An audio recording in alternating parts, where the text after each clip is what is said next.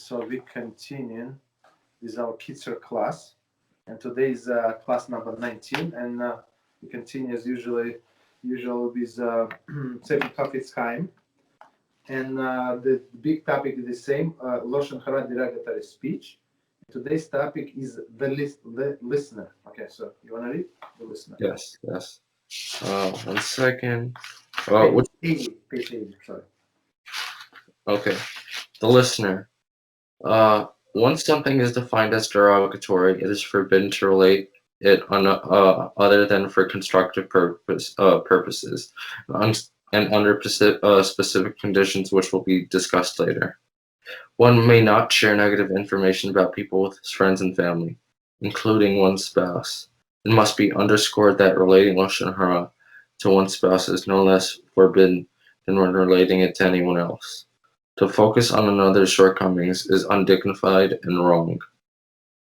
So it's very important. That's a mistake that many people do, right? So I give you the example. So a husband would say, she's my wife. What was the problem? I tell her. Or for example, even between siblings, right? So you, for example, your brother tells you something about your little sister. He cannot. It's also Lashon Hara. If it's for constructive purpose, as we said before, that you can tell her and she's going to listen to you, but not that brother. So the different story. But otherwise, it's Lashon Hara. Got it. And it is forbidden. Okay. So let's continue with our Kitzur. Yes. So we're on Simon 9 and Halach number Siv number 11. So we continue the laws of tzitzis. Okay. So it says there is no mitzvah for a person to tie tzitzis into the garment that does not belong to him. So very straightforward. So if it's not yours, even if it's a four corners, somebody lend it to you, so you're not obligated to tie tzitzis. Kind of 69.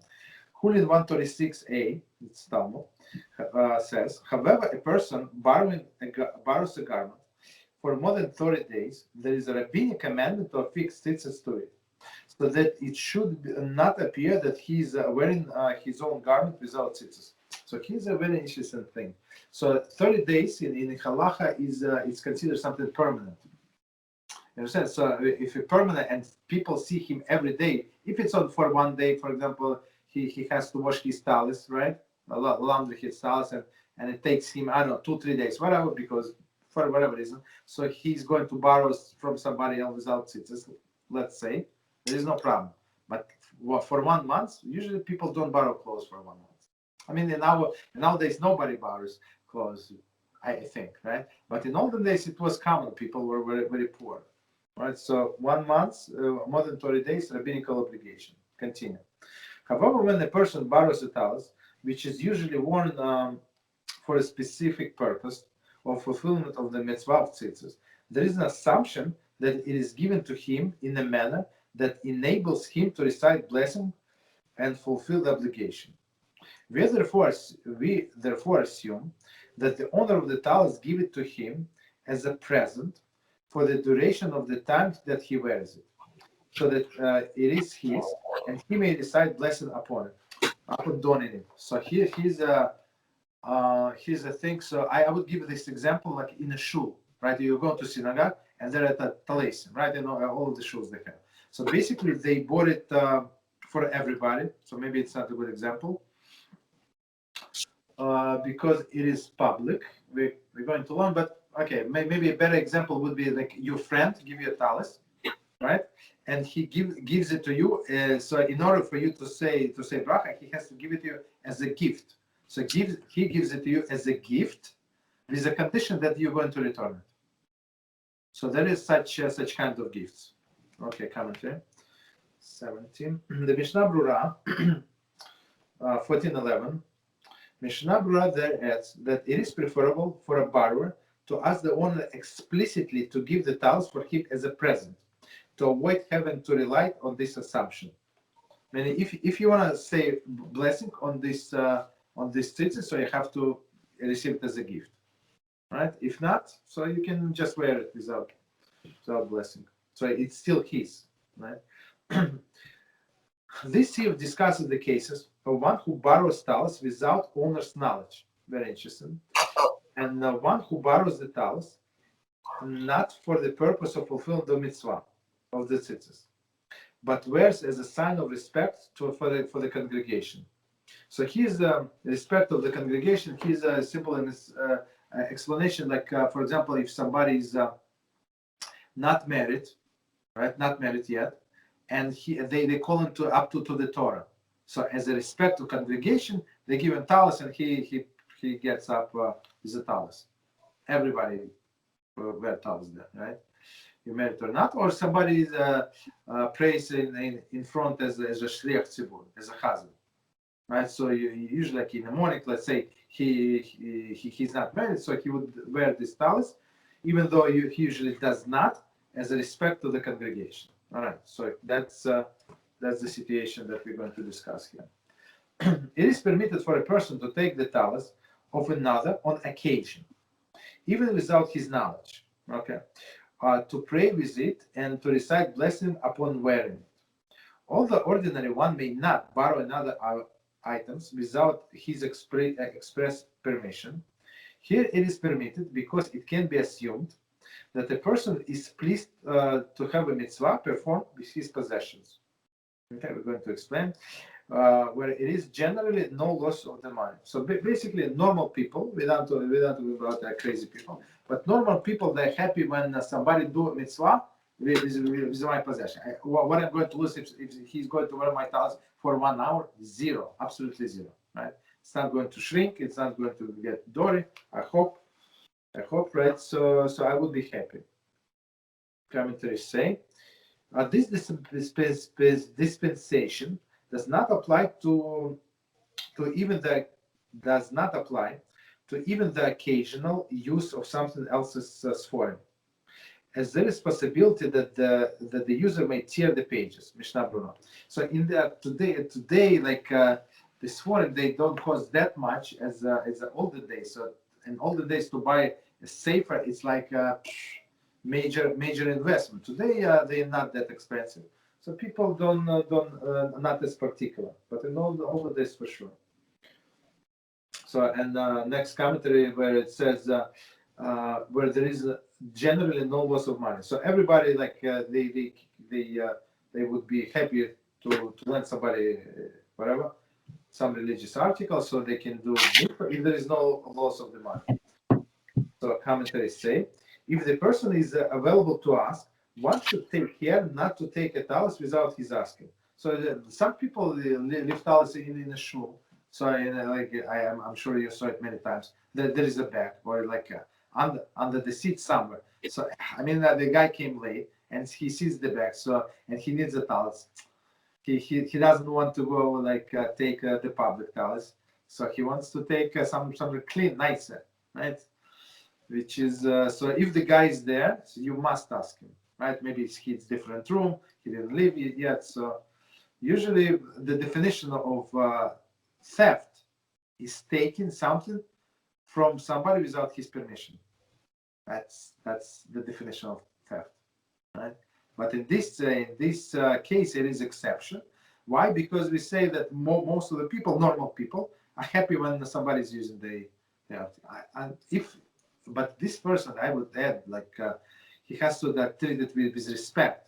If somebody take my talis from my bag and he drag his tzitzis out on the whole shoe, so the whole dust, like I would not appreciate a person, right?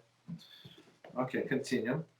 According to some authorities, when borrowing the talis from another person without knowledge, it is the best to have in mind specifically not to acquire it, so that there will be certainly no obligation to recite the blessing. Okay, so some authorities say don't put yourself in a questionable situation. Why? Because as we said, but what if this person minds? He does not want me to take this talis, right? So that would be like I cannot say blessing. If he would not mind, I can say blessing. But if he would not, so they say, so it's like middle ground. That they are going to work according to all of the opinions.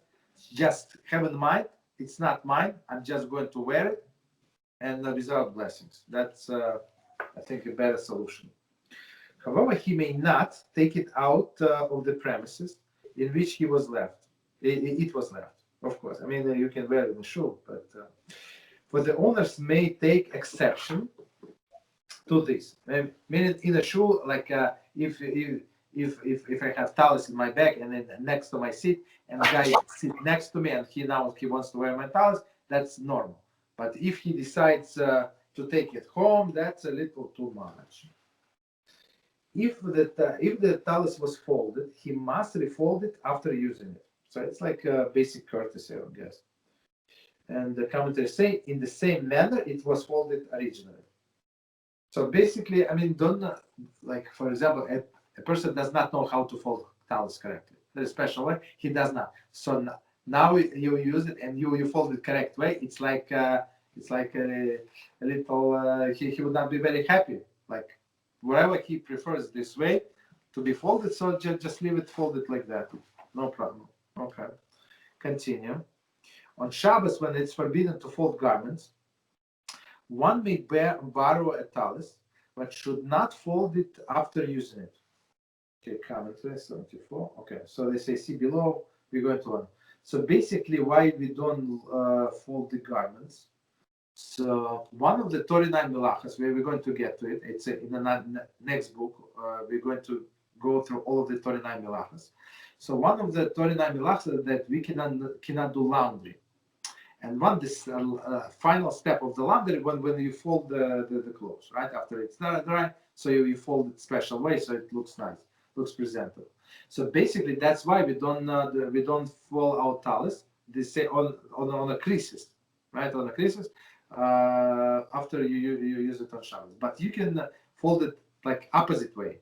So it would not. It's not going to improve the talis. It's going to be like ruin a little, right? When you fold not on the creases. Wait, also, you can, like, for a blanket, for example, you need someone to fold it with you a little bit. I heard that in Rambam laws of Shabbos that if someone does it with you, if two people do a task that one person can do by himself, you can do the task. Yes. So you can get someone else to fold your talis with you. Exactly. So it's not, tell you what, so it's not that there is allowed, right? It is in the cases of necessity. So for example, it is forbidden to carry something outside, let's say. So if you carry yourself, it's one punishment. But if item is not that heavy, so basically you can carry by yourself. But two people carry, so somebody helping you, so it's already rabbinical. It's from biblical, goes down to rabbinical decree. You're right 100%, right? But here it's a perfect straightforward permission. If you don't fold it on a crease, just fold like, just fold like other way around, and that's it. So but you have to some people. I'm not sure that they treat the talis like a piece of rock, right? They fold like this. It's disrespect to the item. If it's a mitzvah item, treat it with respect. Just fold it, put it in the bag, and no problem. Okay. Okay, so since the only reason that he does not refold it is due to the Shabbos prohibition, the owner forgives him for not refolding it. Okay, so he like usually you have to return the item the way you acquired it or got it, and now he said because it's Shabbos, so the owner understands that you're not going to fold. Okay. Regarding one who borrows the talis from another, only to wear it upon going up to the Torah and recite Aliyah, so to receive an Aliyah. So the guys being called up to the Torah. There is a doubt whether he should recite blessing upon donning it. So basically, he's not wearing. So in this case, they call him up to the Torah. He's going to, but he's not wearing this talis for the purpose of the mitzvah. It's not a mitzvah. You understand? If the mitzvah would be to say Shema, right? For example, he wants to say Shema, so he would do it in a talus. But here, it's, as we said before, it's for the respect of the congregation. That's it. So it has nothing to do with this talus, right? So commentaries say 75. This applies also to one who is leading the congregation as a husband, as we said before, or the Kohen who dons the talus to bestow birchas kohanim, priestly blessing. So basically, or the one, as we said. So there are three cases. First, the person being called to the Torah, respect to the congregation. The one who leads the prayers. Also, I mean, he's not married, let's say, no problem. So he has to wear a talus. And the third one is when Kohanim blessing the people. So usually for Ashkenazim, it's only on holidays. Only on holidays they bless. But Sephardim bless every day.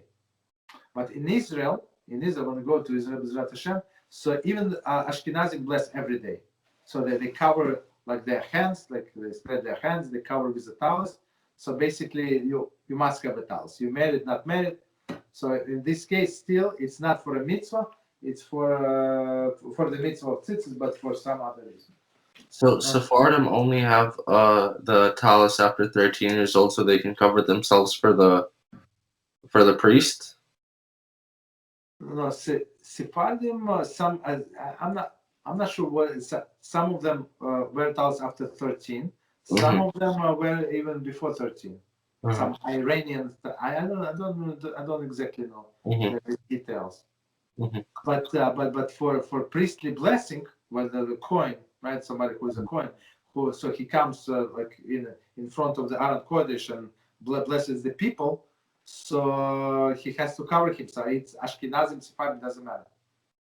All of them have to cover themselves. Got it. So yeah, and you don't you're not allowed to look at them. So you look at the cedar, you look at the floor, but do not stare at them. Never ever. So continue. Therefore, the barber, in all of the situations, should have in mind when taking it, that he does not want to acquire it as his, meaning this talus. So they call me for a Torah, I'm going to take somebody's talus, somebody give me the talus. So it's not mine, there is no blessing necessary. And then according to all opinion, he did not recite the blessing as explained above. Okay.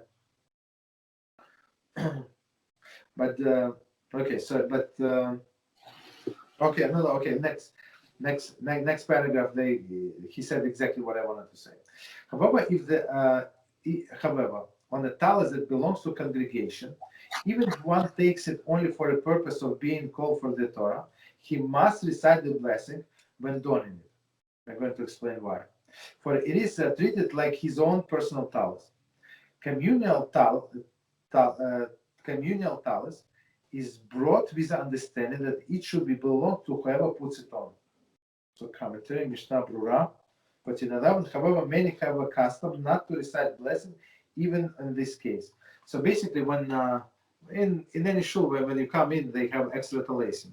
So this extra talaisim, when they bought them, it's with intention that anybody can wear. To whom it belongs, to everybody, whoever in our shul, this talus belongs to him.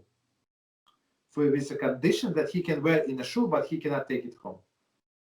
You understand? That's the general approach when the people buy talaisim. So in this case, he can say the bracha because it's his.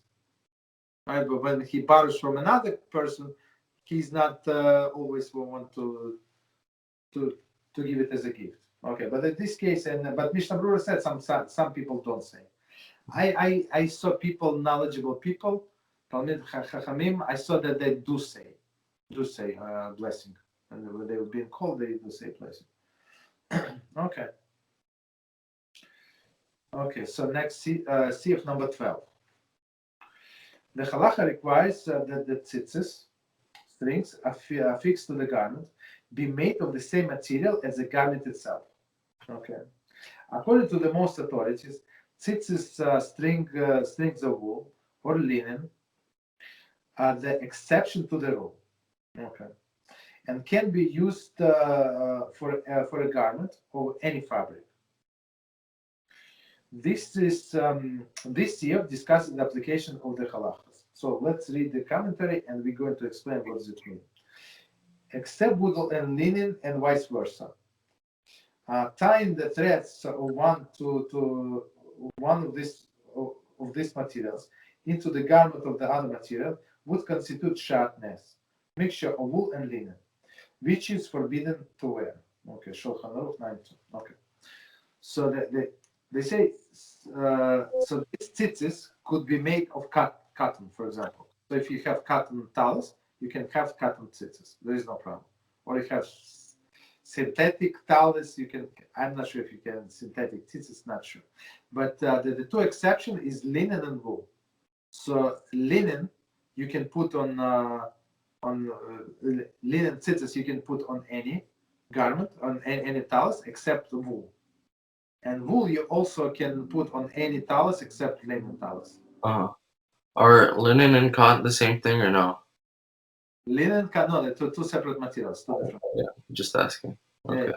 So linen, it's usually it's more expensive, and it shrinks better, more. I don't know. It's for fancy schmancy people, basically. It's cost more money.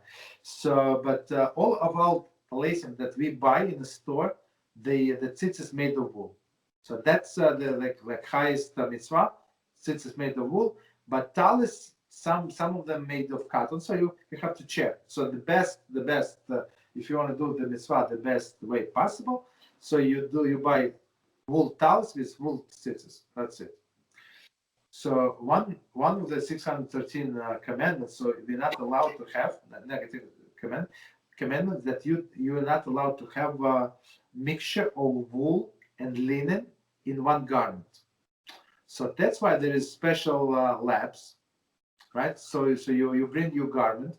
For example, you have a jacket, like jacket meaning like this suit jacket, right? Sometimes if it's fancy schmancy, I hope you don't have like if somebody have Boss, for example, Hugo Boss, for sure there is sharpness, forbidden to wear. But others like lower brand like Ralph Lauren and like others like Tommy Hilfiger sometimes would have, right? So basically you're not allowed to wear such a garment. So if something that is made of wool, you have to take to this lab. It costs, I don't know, like $5, $7, depends on what garment, and or your coat. You have like wool coat, for example. You take there, they check, they give you a stamp. Right? They put like a sticker to your garment that it was checked in this lab with no problem. Otherwise, when a person wears such a garment, it's a wearer every second of his life. Every second that he wears this garment, he does this wear. Just so you know. So it's very important to check if you have for sure if it says I don't know, some synthetic material, you don't have to check. But if it says wool, you have to check. Okay. So continue. The word tzemer, wool, used the word tzemer, wool, when it is used without specification in the Torah and in the words of halachic authorities, refers to wool of ewes and rams. Okay. So ewes or rams, meaning the sheep. Okay, 78. So because why it says because the wool could be from goats also, right? Mm-hmm. Cost more money, or wool could be from non-kosher animal also, like a camel. They make a camel blankets, camel sweaters, camel coats. I mean, it's more expensive, but well, it's not the topic. Okay, so we say when we say this tzemer, it means wool from sheep. Okay, commentary. Thus, when the authorities rule that ideal material for the tzitzis is wool, it is the wool that this is the wool that is meant from sheep, not from goats or camels or other things. In addition, the law that the woolen tzitzis can be used for any garment. That's the introduction. It relates only to the wool of use and the rents. So one more time, but when we say wool, we mean only this wool. Okay. So continue. The women over cloth is done by interlacing the two sets of threads called a warp. So and the verb. So basically, I don't know if you saw that's not how since they mentioned it. So how you will make material in the olden days. So it's like horizontal, like goes like horizontal goes like this, right? So I mean like this, right? Like that's go like one thread, and another thread goes like this. So they like that's how they make material. Okay. The weaving of the cloth is done by, okay, we said that. Okay, continue. Regarding a talus, in which a warp threads the wool, but the verb threads the other cotton and silk and the like. So basically, they trying to combine the wool, for example. I don't know sure why they do that, or they combine the wool and the cotton or silk into this talus, or the opposite case. So one like those threads, like horizontal threads, let's say wool, and those vertical silk or cotton. Okay, fancy schmancy. Whether the word threads are wool and the warp threads another material. Okay, one who fears heaven, there is a God-fearing person, should not recite the blessing on this type of talus. Very strong, right? The reason for this is because there are those who say that the woolen tzitzis cannot be used to discharge obligation of tzitzis on a garment or a garment unless it is made entirely of the same material as the tzitzis. Okay, so that's why they explain to us. So basically, they say so this talus, it could be of cotton, it could be of linen, it could be whatever different material, but it should be made of one material. So I'm not sure if today we have. The talus that were made of one material, but all other garments, if you see the even shorts, you see it says cotton, but it's not all cotton. It's only 85% cotton and some other additions. It says spandex and other things. So okay, so they say God-fearing person. So of course it's only minority, but in talus, I don't think they would use some other things. Maybe, but I don't think so. Okay, 79 commentary. A God-fearing person should avoid the reciting blessing on such a garment. So they did not say that you cannot wear it, meaning that you cannot say you should not. God-fearing person. For according to that opinion, the blessing would be considered recited in vain. Okay. If the threads of the fabric were made with a mixture of other material as well, we would follow the majority of the material in determining the halakhic status of the garment.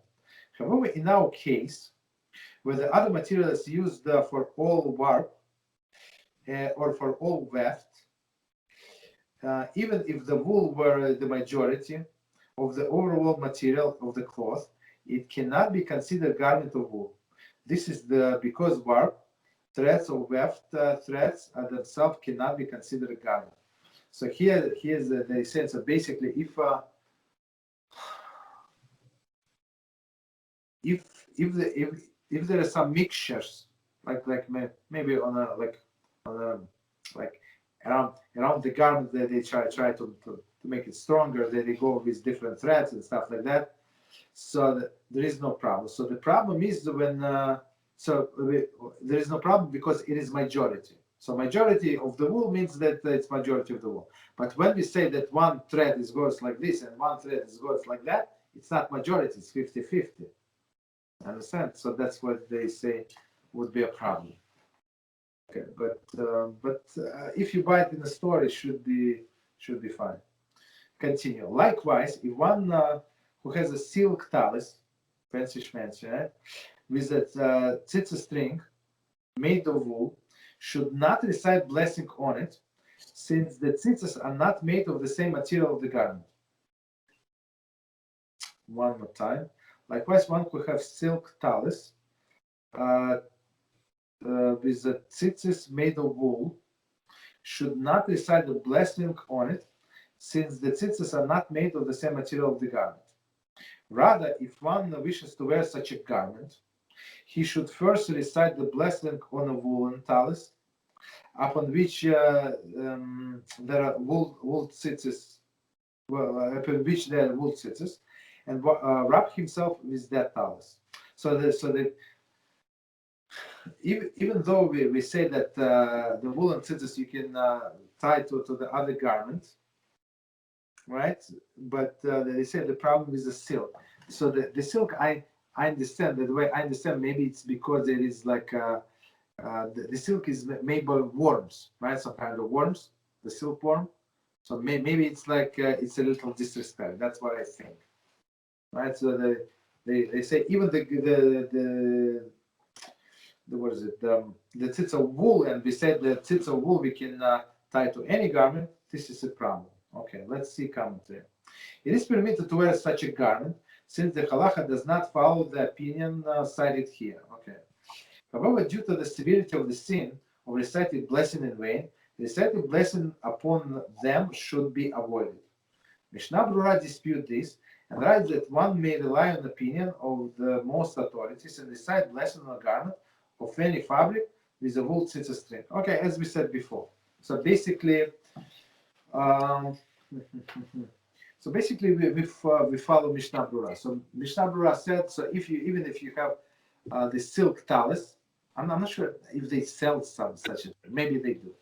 Okay, so and wool tzitzis, so they say there is no problem. Mishnah Brura said no problem, but others say just don't. There's no problem to wear, but it might be a problem to say the blessing. So what to do? Just go with wool on wool. That's it. It's the best, or wool on cotton. For somebody who cannot like too hot or whatever. Okay. So basically, here the Kitzur Shulchan Aruch says, so if he wants to wear that talis so much, so make a blessing on the wool for 100% wool talis, and then you can wear this one. Okay. I'm not sure how practical is it. I mean, you have to place him. Okay. However, in the case of silk talis, if the tzitzit string upon it are also made of silk, one may recite the blessing on it, since both the talis garment and tzitzit string are made of the same material. As we said before, same material, no problem. Okay. Commentary. According to some authorities, however, this is not a Torah obligation, but rabbinic one. Okay. So continue. It is not common in our countries to have halachically valid silk string, valid silk tzitzit string. Okay.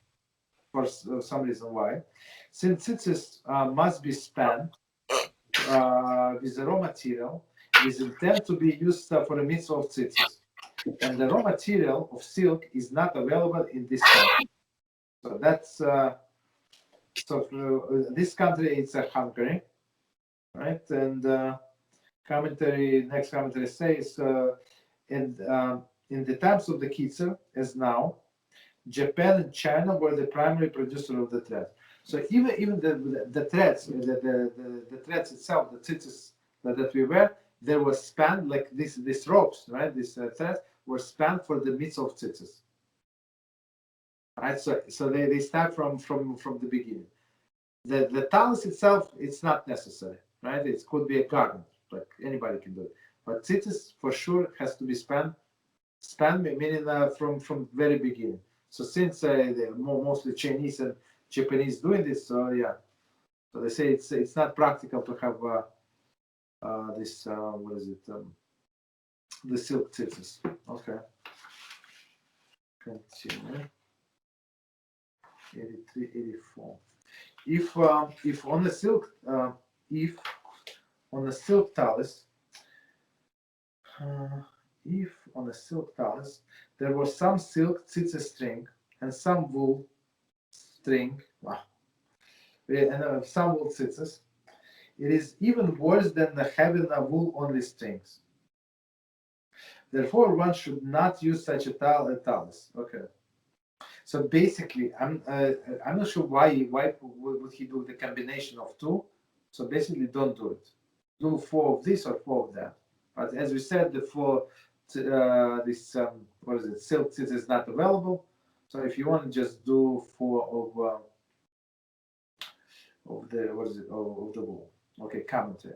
A silk talus with only wool tzitzis string is a completely valid, as we said before, according to most authorities. Not everybody, but according to most authorities. As Mishnah Berurah agrees, so if Mishnah Berurah says yes, so you can, it's very reliable. So me personally go by Mishnah Berurah. However, a silk talus with some strings, tzitzis of the wool and some of the silk does not satisfy any single criterion. Sorry. Neither that which demands that the strings be of the same material as a garment, as we said before, nor which indicates that wool tzitzis string can be used for any garment. See Mishnah Berurah. So basically, just stick to one same material, or stay with a wool. Okay. So start another one, or you tired? You want to start? Tell me. You're on mute. You're on mute. Sorry. Still on mute.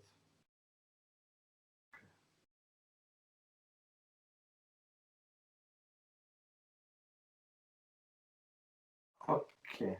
Okay. Yeah, my mouse was dead for a second or something. I said we can do one more paragraph. We're doing laws up to fill now, right? No. Tzitzis. We still have tzitzis. Oh, still doing tzitzis. Okay. We can do more tzitzis. Okay, one more. Tzitzis and stop. Okay. So number 13. When tzitzis is affixed to the garment, it must be total of 12 thumb breadth in length. Right, as we said before. Okay, 10 thumb breadth. So you have thumb, like this is the breadth, like this. This is the width. So basically, as you can understand, it's like minimum requirement. It's very short. Right. So let's see. So when the tzitzis is affixed to the garment, it must be total of 12 thumb breadths in length. Okay. This is this year discussed the halachas that apply when some of the tzitzis were severed, right? Severed, possible, after they had been affixed properly. So one more time scenario, they were affixed properly, and then something happened down the road. Commentary. Note that the string refers to the beginning.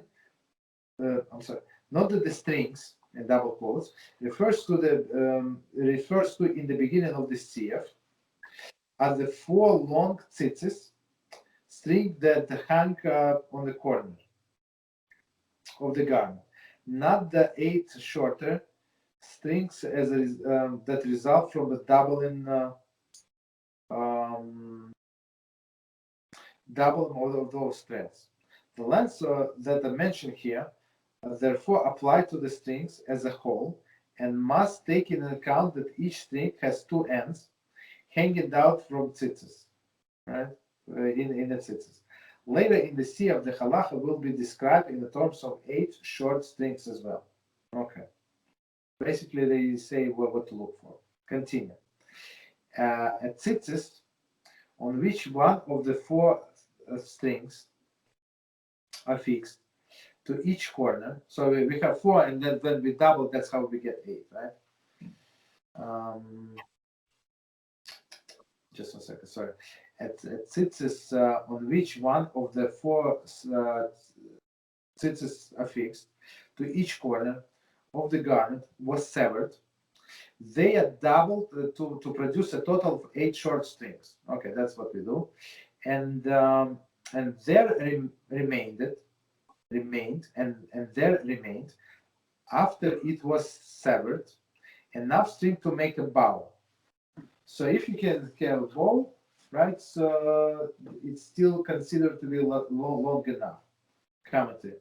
The minimum length refers to the length of the loose hanging strings, and does not take into account the length of the part that threads within a braided portion.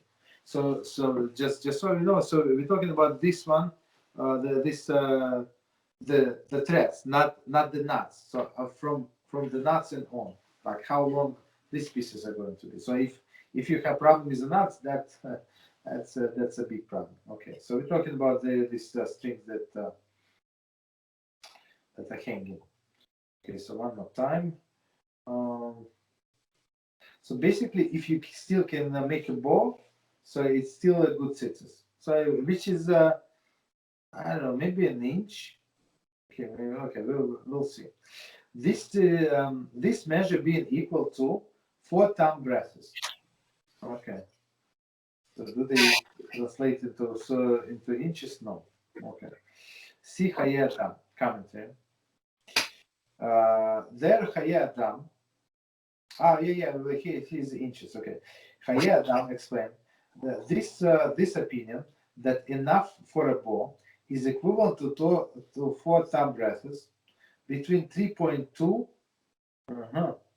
and 3.8 inches. Do we need that much to make a bow? Interesting. Okay. 3.2 to 3. So basically, like I was like this. So I thought like no, yeah. But it's possible still make a bow with a 1 inch. So if you try, like I think you can do. But they say, okay, they said 3.2, 3.8 inches. Okay. According to Biur Halacha, however, the enough for a bow is no more than 2 thumb breadths, between 1.6 and 1.9 inches, which makes sense to me. Like that's what I thought. Okay, so Biur Halacha is a work of Hafetz Chaim, just so you know. Right? Biur Halacha. So 1.6, 1.9 inches. So I mean, like this. So I mean, it's very possible to make a bow. It's very possible. Okay. Or even so there are 2 opinions. So Chaye Adam says 4 thumb breadths, right? And Mishnah Brura says quotes some other opinion like it goes like half of the size. Okay. So basically, so in case of the need, so you can always rely on this Mishnah Brura minimum requirement. Okay. Even if 2 strings are severed, but each of them had the 4 thumb breadths remaining, and the other 2 strings are complete, their length being the proper measure, 12 thumb breadths, the tzitzis are valid.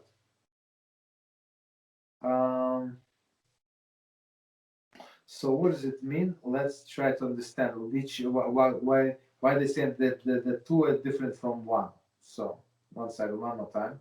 Or even if the 2 strings severed, so 2 probably on the same side, I guess, like from the same side of the nut, right? Severed.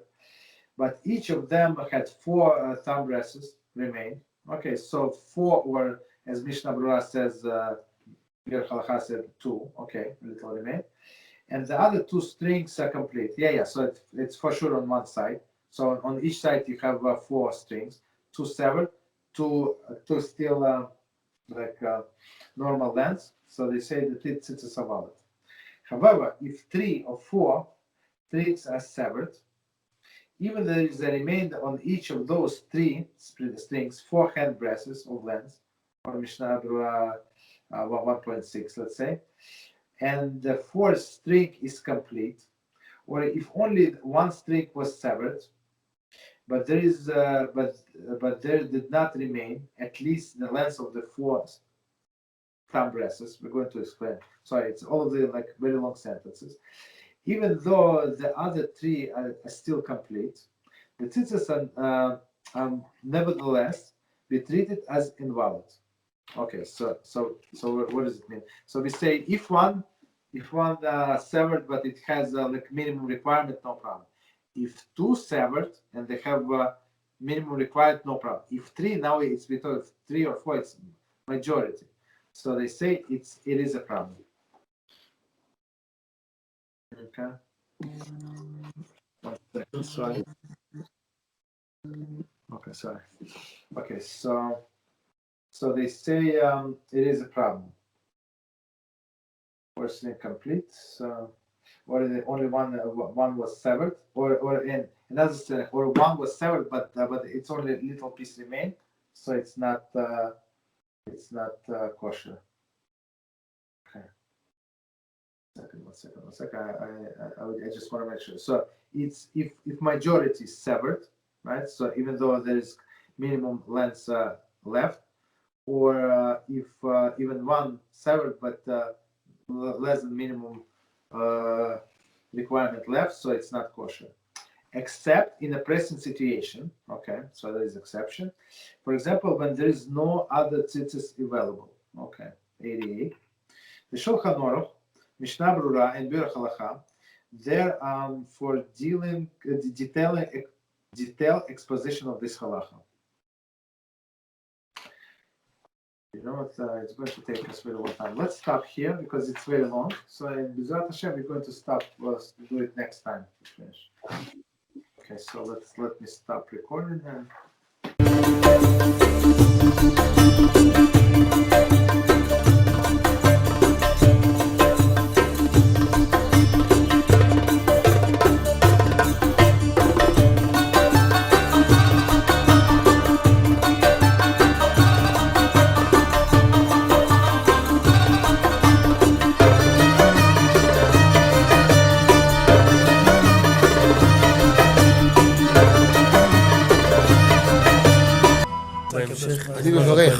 אני מברך את הרבנים, רגע. אני מברך את הרבנים, הרב ירון ראובן, הרב אפרים כחלון, ראשי ארגון בעזרת השם, שהלכו בפי עליון, שעלו מעלה, יהיה להם ברכה והצלחה, הקדוש ברוך הוא ימלא בישועות ליבם לטובה ולברכה, שבכל מה שיפנו ישכילו ויצליחו, יזכרו לעשות כאלה וכאלה, הודיעו תורה לאדירה, אמן ואמן. בעזרת השם רשת בכל הארץ. הוא היהודי הזה, הוא היה מיליונר, סגר את כל הביזנס, אמר אני משקיע פה בעולמה של תורה. איפה הוא גר? בפלורידה. פלורידה, איפה זה פלורידה? באמריקה. במיימי. כן, ליד. אנחנו שם עכשיו הולכים להקים קהילה ספרדית גדולה. תעבירו מה שבירכתי אותו. כן, קהילה ספרדית גדולה. כן.